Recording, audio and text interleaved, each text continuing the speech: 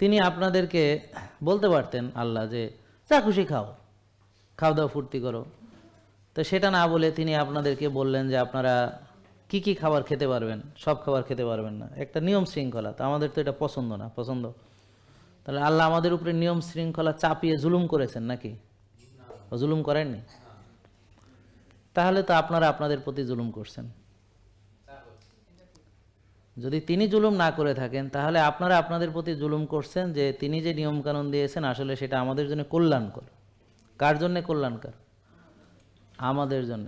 যে মানবে কল্যাণ কার জন্যে? যে ভোরে উঠবে, ফজরের নামাজ পড়বে মসজিদে গিয়ে, বা মেয়েরা আওয়াল ওয়াক্তে পড়বে। তা আপনি নামাজ পড়লেন না, কাজা হয়ে গেল, ক্ষতি কার হলো? জুলুম কার প্রতি করলো?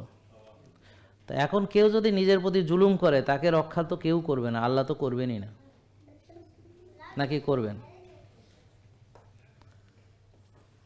মানে যে নিজের প্রতি জুলুম করে, যে আল্লাহ বলেছেন তোমাদের ভাগ্যের পরিবর্তন তোমরা যদি চেষ্টা করো হতে পারে, ভাগ্যের পরিবর্তন হতে পারে।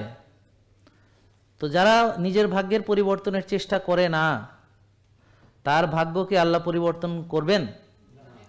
যদি করেন তাহলে সেটা জুলুম হবে কিনা? কেন জুলুম হবে? কারণ তিনি কাউকে করবেন কাউকে করবেন না, এটা জুলুম হয়ে যেতে পারে। তো তিনি হচ্ছে ন্যায় বিচারক। তিনি আমাদের সবাইকে সমানভাবে, মানে যেটাকে বলে লেভেল প্লেয়িং যে ফিল্ড, সেখানে তিনি বিচার করবেন। তো কাউকে যদি এনে প্রাধান্য দিয়ে দেন তাহলে তো হলো না। তাহলে তো আরেকজন বলবে না আমাকে দিলা না ওকে দিলা, তো কেমন হয়ে গেল না? জুলুম হয়ে গেল ব্যাপারটা।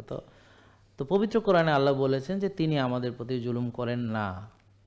তাহলে এটা কোরআন সত্য কিনা? ওখানে কি কোনো মিথ্যা কথা আছে?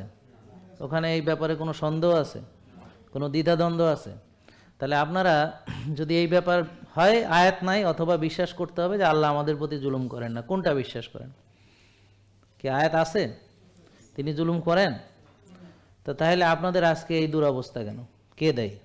তিনি যেভাবে বলেছেন সেটাকে কল্যাণ মনে করি নাই, অথবা কল্যাণ মনে করেও আমরা করি নাই, নাকি? বুঝেন নাই? তাহলে এখন আপনারা নিশ্চয়ই কল্যাণ মনে করেন নাই, সে এরকম লোক এখানে আছে বলে আমার মনে হয় না। জেকে লাইফস্টাইল, ওষুধ মুক্ত সুস্থ জীবন।